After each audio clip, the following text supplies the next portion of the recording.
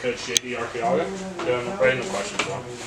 All right, JD, Nick, how do you feel he did 8 strikeouts? I know he was just talking about he wants to be able to get deeper and be a little more efficient, but how did you feel he did tonight? I thought he did a great job, getting ahead of guys and throwing strikes early in the count, and they did a great job of spoiling a lot of two-strike pitches, quality pitches that they just fouled it off and ran his pitch count up.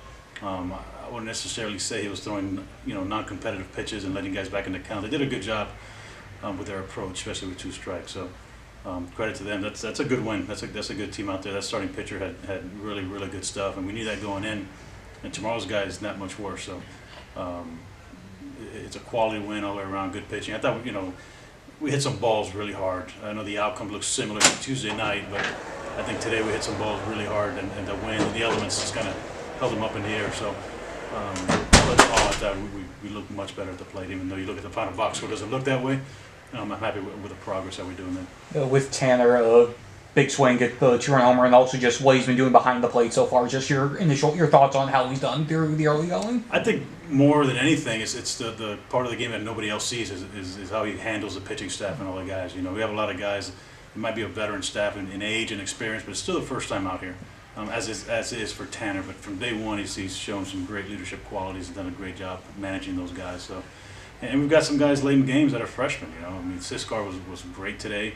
Mikey Fernandez has been really good. Asher's been good, and no doubt in my mind that a guy like Tanner Smith behind the plate helps those guys out. And just from the pitch side, just how do you manage a week like this? Obviously, you played Tuesday. You have 4 games this weekend. Just especially with it being so early in the season, just what is it like trying to manage this as best you can, considering how you're still trying to get guys where they need to be in terms of pitch counts and all of that? I learned from Coach Morris, you win today. Yeah. Win the first one. You don't save anybody for the next one. You might not need him. You might be up 10 or down 10.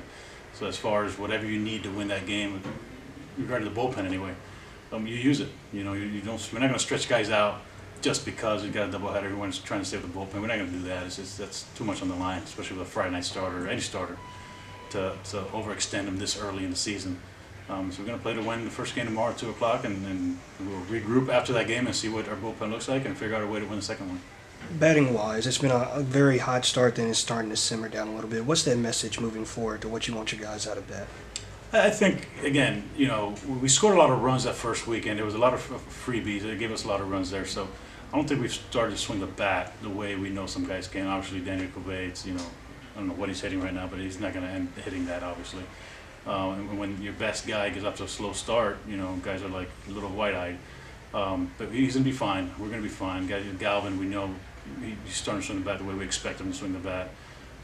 So we're heading in the right direction. I felt that Tuesday's at-bats were not very competitive or not very aggressive, is probably a better word.